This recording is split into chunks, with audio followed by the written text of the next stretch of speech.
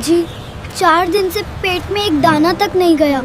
क्या आज थोड़ा सा खाना मिल जाएगा? आज भी मिलेगा, कल भी मिलेगा, रोज भी मिलेगा बेटा। वह एक मामूली सी ढाबा चलाने वाली औरत थी, लेकिन उसका दिल बहुत बड़ा था। रोज उन 4 अनाथ बच्चों को खाना खिलाना उसने अपनी आदत बना ली थी। वक्त बीतता गया, 20 साल निकल गए। एक दिन उसी ढाबे के सामने 4 चमचमाती लग्जरी गाड़ियां आकर रुकीं। लोग हैरान रह गए। गाड़ियों से उतरे 4 रईस लोग सीधे उस बूढ़ी औरत के पास पहुंचे, उसके पैरों में झुक गए। मां, अगर आज हम जिंदा हैं तो सिर्फ आपकी वजह से। उस पल एक जिंदगी नहीं, कई तकदीरें बदल गईं। लेकिन यह कहानी यहीं खत्म नहीं होती। असल कहानी तो अब शुरू होती है। गोविंदपुर की तंग गलियों के बीच एक छोटा सा घर था। यही घर था मीरा और कार्तिक का। मीरा के लिए यह सिर्फ 4 दीवारें नहीं थीं, यह उसके सपनों का मंदिर था।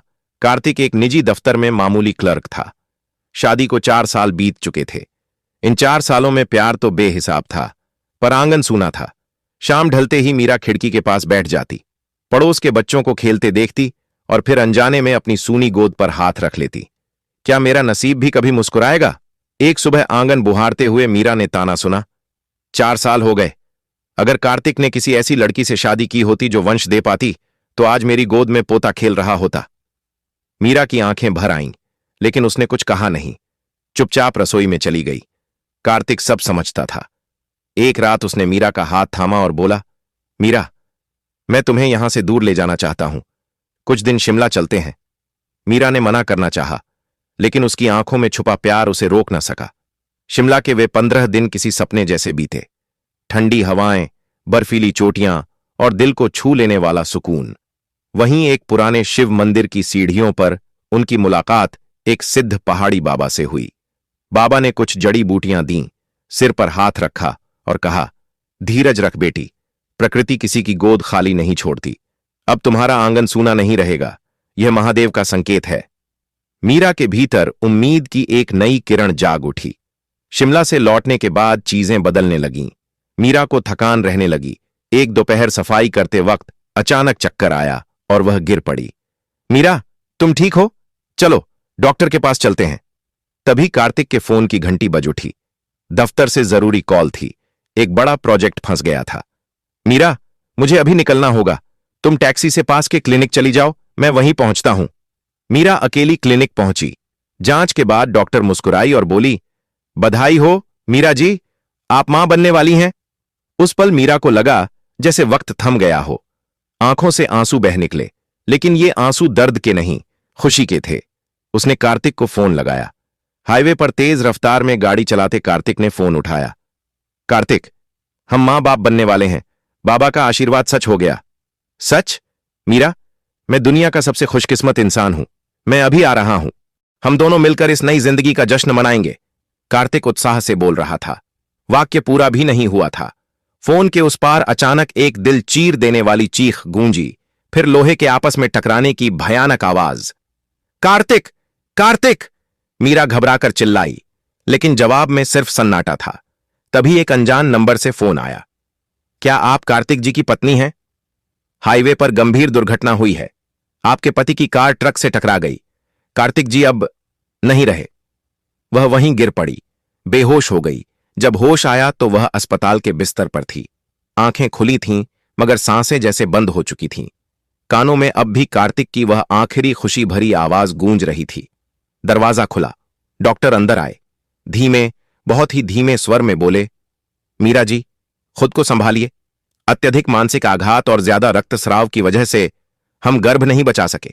आपका गर्भपात हो गया है। एक ही दिन में नियति ने उससे सब कुछ छीन लिया था। उसका जीवन साथी और वह नन्हा सपना। वह अभी इस सदमे से उभरी भी नहीं थी कि दरवाजा जोर से खुला। फूलमाला देवी अंदर आईं। बेटे को खोने का दुख उनकी आंखों में था, लेकिन उससे कहीं ज्यादा झर मीरा के लिए। देख लिया अपनी मनहूसियत का नतीजा। मेरे जवान बेटे को खा गई। मैंने पहले ही कहा था, यह लड़की हमारे घर के लिए काल है। मां जी, ऐसा मत कहिए। मेरा तो सब कुछ लुट गया। मैंने अपना बच्चा भी खो दिया। कार्तिक की आखिरी निशानी भी चली गई। कौन सा बच्चा? वह तो मेरे वंश का दीपक था, जिसे तूने पैदा होने से पहले ही बुझा दिया। अब तू कार्तिक की जायदाद पर नजर गड़ाए बैठी है। है ना? याद रख, एक अपशगुन औरत को मैं मेरे बेटे की कमाई का एक पैसा भी नहीं छूने दूंगी। इस घर के दरवाजे तेरे लिए हमेशा के लिए बंद हैं। 4 दिन बाद अस्पताल से छुट्टी मिली, लेकिन बाहर उसका इंतजार कोई नहीं कर रहा था। न घर, न परिवार, न सहारा। माता पिता तो बरसों पहले दुनिया छोड़ चुके थे। उसने फटी हुई जेब में हाथ डाला। कुछ मुड़े तुड़े नोट निकले।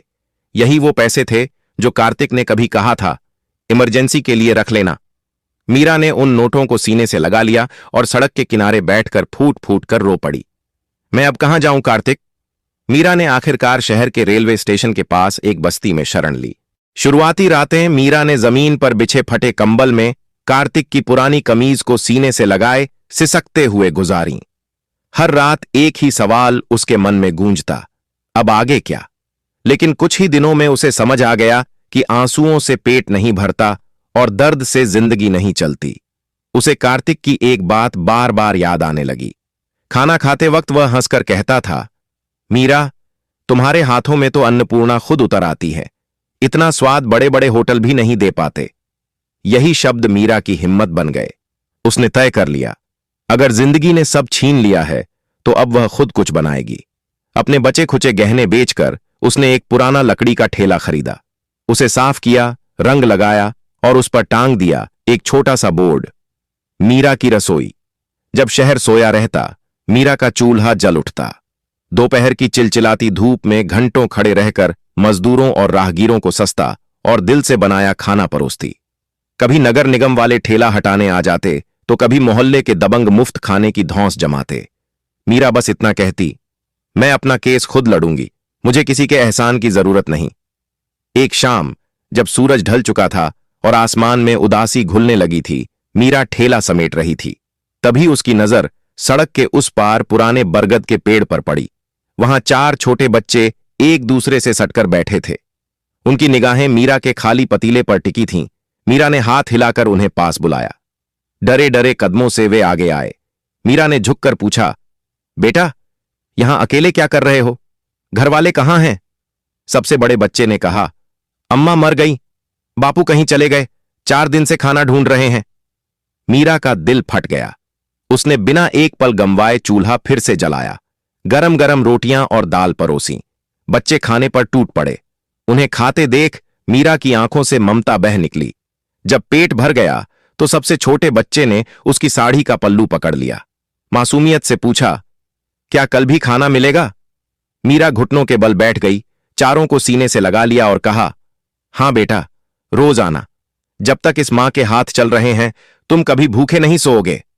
उस पल मीरा को लगा जैसे कार्तिक का अधूरा सपना और उसका खोया बच्चा इन 4 मासूम चेहरों में लौट आया हो। उसने उनका नाम रखा, सूरज, विकास, विशाल और आरव। अब मीरा की जिंदगी में फिर से सवेरा हो चुका था। वह अब सिर्फ एक बेसहारा विधवा नहीं थी, वह 4 अनाथ बच्चों की मां थी। सड़क का वह कोना अब सिर्फ दुकान नहीं रहा था, बल्कि प्यार और उम्मीद का ठिकाना बन गया था। वक्त अपनी रफ्तार से चलता रहा। देखते देखते 15 साल बीत गए। मीरा के हाथ, जो कभी कोमल थे, अब चूल्हे की आग और मसालों की गर्मी से सख्त हो चुके थे। उसकी रसोई अब पूरे इलाके की पहचान बन चुकी थी, हजारों भूखों की आखिरी उम्मीद। और वे 4 बच्चे अब बच्चे नहीं रहे थे। वे पढ़े लिखे, समझदार और काबिल युवक बन चुके थे। मीरा ने अपनी भूख, अपनी नींद, अपनी जरूरतें सब कुर्बान कर उन्हें शहर के सबसे अच्छे कॉलेजों तक पहुंचाया था। एक शाम हल्की बारिश हो रही थी। सूरज दौड़ता हुआ आया, मीरा के पैर छुए, आंखों में चमक थी। मां, मेरा चयन हो गया, मुझे शहर के सबसे बड़े इंजीनियरिंग कॉलेज में स्कॉलरशिप मिली है। मीरा की आंखों में खुशी के आंसू उतर आए। उसने सूरज का माथा चूमा और कहा, मुझे पूरा भरोसा था बेटा, तेरी मेहनत और मेरी दुआएं कभी खाली नहीं जाती। आज अगर तुम्हारे पिता कार्तिक जिंदा होते तो उनका सीना गर्व से चौड़ा हो जाता। घर में खुशियों की रौनक लौट आई थी। विकास कानून की पढ़ाई में नाम कमा रहा था और विशाल ने व्यापार की दुनिया में अपनी अलग पहचान बनानी शुरू कर दी थी। आरव समाज सेवा में चला गया था, क्योंकि उसने भूख को सबसे करीब से देखा था। वह पुराना अमीर बिल्डर, जिसके जुल्म ने कभी कार्तिक की जान ली थी और मीरा को सड़क पर ला खड़ा किया था, अब शहर का सबसे ताकतवर और निर्दयी आदमी बन चुका था। उसे डर सताने लगा, अगर ये 4 लड़के इसी तरह आगे बढ़ते रहे तो एक दिन मेरे की का हिसाब जरूर मांगेंगे। डर ने उसके भीतर नफरत को जन्म दिया और नफरत ने एक नई साजिश। एक दोपहर जब मीरा चूल्हे पर रोटियां सेक रही थीं, तभी कुछ गुंडे और वर्दी में छिपे भ्रष्ट पुलिस वाले आ धमके। बिना किसी चेतावनी के ठेला पलट दिया गया। ए बुढ़िया, ये जमीन अब मॉल के लिए खरीदी जा चुकी है, अपना सामान समेट और यहां से दफा हो जा। मीरा हाथ जोड़कर गिड़गिड़ाई, साहब, यही मेरी रोजी रोटी है, इन बच्चों का भविष्य इसी चूल्हे से जुड़ा है। उस रात मीरा तेज बुखार में तपती रही। अकेली कोठरी में पड़ी वह अपने बेटों को याद करती रही, और उसी अंधेरे में शहर के दूसरे कोने में बिल्डर अपनी साजिश का सबसे खतरनाक हिस्सा खेल रहा था। वह चारों भाइयों से मिला, झूठे कागज, पुरानी तस्वीरें और झर भरे शब्द। जिस औरत को तुम मां मानते हो वही तुम्हारे माता पिता की मौत की गुनहगार है। उसी ने और उसके पति कार्तिक ने तुम्हारे असली मां बाप को मारा। उसने तुम्हें सिर्फ अपने पाप धोने और तुम्हारी कमाई पर हक जमाने के लिए पाला। सूरज, विकास, विशाल और आरव, जो अब तक दुनिया की चालाकियों से दूर थे, उस झूठ को सच मान बैठे। बरसों का प्यार पल भर में नफरत में बदल गया। उसी रात वे गुस्से से भरे मीरा की कोठरी में पहुंचे। मीरा ने जैसे ही उन्हें देखा, बीमार हालत में भी चेहरे पर मुस्कान आ गई। मेरे बच्चों, तुम आ गए। देखो, मां ने तुम्हारे लिए खीर बनाई है। लेकिन जवाब में सूरज ने खीर की थाली को पैर से ठोकर मार दी। बस कीजिए, हमें सब पता चल गया है, आप कितनी बड़ी धोखेबाज हैं। मीरा अवाक रह गई। विकास चिल्लाया, आज से हमारा और आपका रिश्ता खत्म, हमें दोबारा अपनी मनहूस शक्ल मत दिखाना। वे चारों अपना सामान उठाकर अंधेरी रात में चले गए। जाते जाते विशाल ने पलटकर कहा, एक दिन मैं इतना बड़ा आदमी बनूंगा कि आपकी इस असलियत का जवाब दे सकूं। अगले 10 साल मीरा के लिए जिंदा रहने की सजा बन गए। वह फिर अकेली थी और पहले से भी ज्यादा टूटी हुई। शरीर बूढ़ा हो चला था, जेब खाली रहती थी। बस्ती के लोग उसे पागल बुढ़िया कहने लगे, क्योंकि वह रोज उसी मोड़ पर जाकर बैठ जाती थी जहां से उसके बेटे उसे छोड़कर गए थे। उसे अब भी भरोसा था, शायद देर से सही, लेकिन एक दिन सच लौटकर जरूर आएगा। कार्तिक की वह पुरानी घड़ी आज भी मीरा की कलाई पर बंधी रहती थी। उसकी सुइयां कब की थम चुकी थीं, ठीक वैसे ही जैसे मीरा की उम्मीदें। वक्त चलता रहा, लेकिन उसकी जिंदगी की शाम और धुंधली होती चली गई।